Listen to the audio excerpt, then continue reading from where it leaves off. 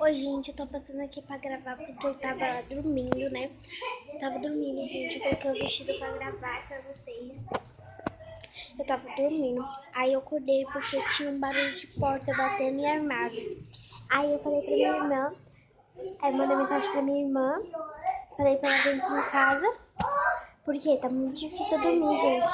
Eu acordei 1h da manhã e depois eu acordei 5 horas da manhã pra ir trabalhar com a minha mãe.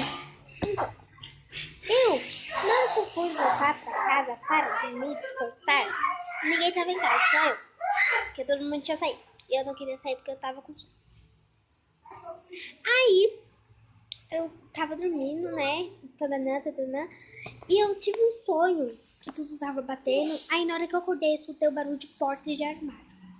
Então, gente, eu tô gravando esse vídeo aqui porque eu quero que vocês me ajudem e coloquem no comentário.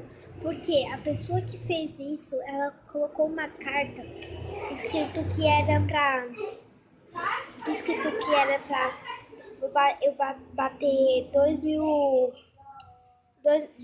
visualizações no Instagram dele, fazendo no YouTube dele.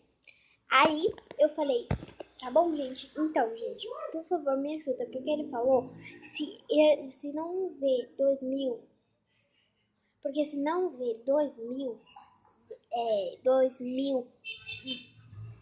de visualizações, ele vai pegar toda a minha família. Só que eu tô muito assustada, gente. Eu vou ver na cozinha, eu vou ali na cozinha, porque lá tem porta, e lá tem porta de lá de baixo. E eu vou ver os armários, o que tem dentro dos armários, o que tem do lado da porta. Então vamos lá, gente. Tô muito assustada. Ó, gente, a hora, vou mostrar a hora pra você. Gente, é meio de 25.